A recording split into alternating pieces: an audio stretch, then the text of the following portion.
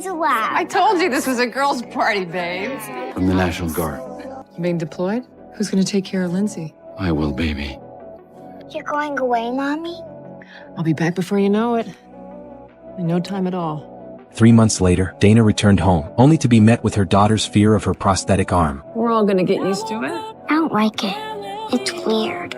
Lindsay. And her husband growing increasingly distant. The next day, Dana vanished completely from everyone's sight. It wasn't until 2 years later that the river police recovered Dana's prosthetic arm from the water. Let's go back 2 years. During an RPG attack, Dana saved a fellow soldier, but lost her right arm in the process. The two of them carried the kind of war trauma that others could barely understand. The last call Dana made before she disappeared was to this same soldier, Tommy. On the night Dana went missing, the last person to see her was her husband, Jeff. The police later discovered that during Dana's deployment, Jeff had an affair with a woman named Paula, and that relationship never truly ended even after Dana came home. On the night of the incident, Dana returned home early from the rehab center and accidentally walked in on her husband with his lover.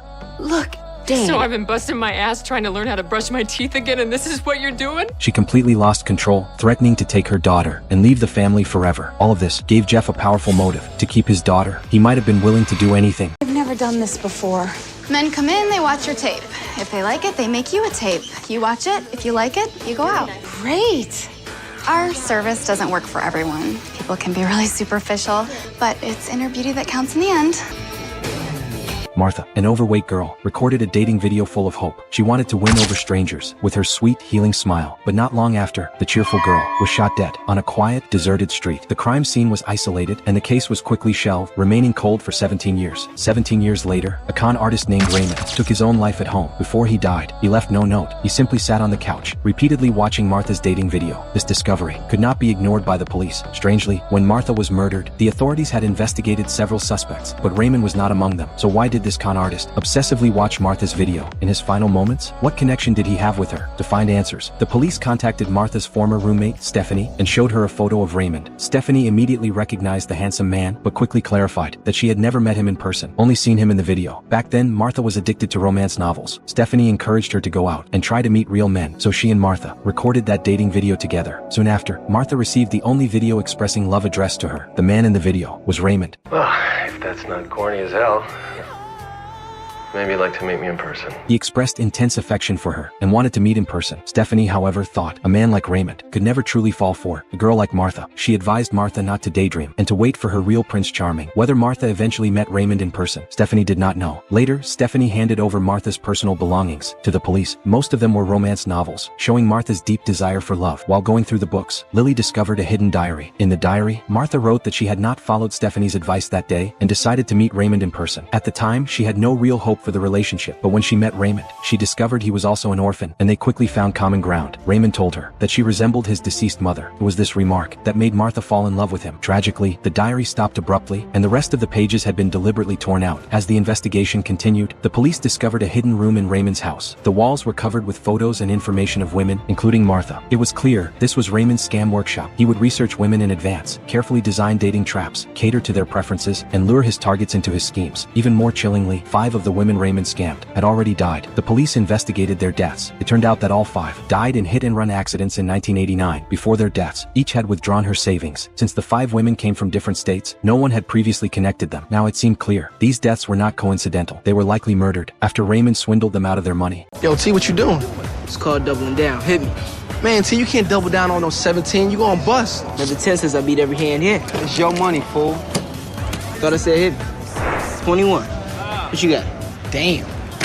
Terrence won a huge amount of money from a group of small-time thugs in just a single game. But what he never expected was that he would ultimately die by a gun fired by someone in his own family. 5 years later, Terrence's father comes to the police station to retrieve his son's personal belongings because they include his social security card. It's my son's fault he got shot, that's it? Sure, there's enough blame to go around. What? Mr. Carter. However, Lily discovers that Terrence's social security number is still being actively used, which means someone used the card after Terrence was already dead. Following this lead, police eventually tracked down Terrence's mother, Cheryl. She doesn't deny it. She openly admits that she stole her son's identity. Oh, you gonna lecture me now? What was Terrence doing up on that roof when he got shot? Playing the fool, skipping school, trying to duck me? In her eyes, Terrence was just a dreamer who spent his days lost in fantasies, and the person who truly led him astray was his older half-brother. We're gonna hustle a man's game. Roll in with a shot caller. Come on. Finish the deck, T.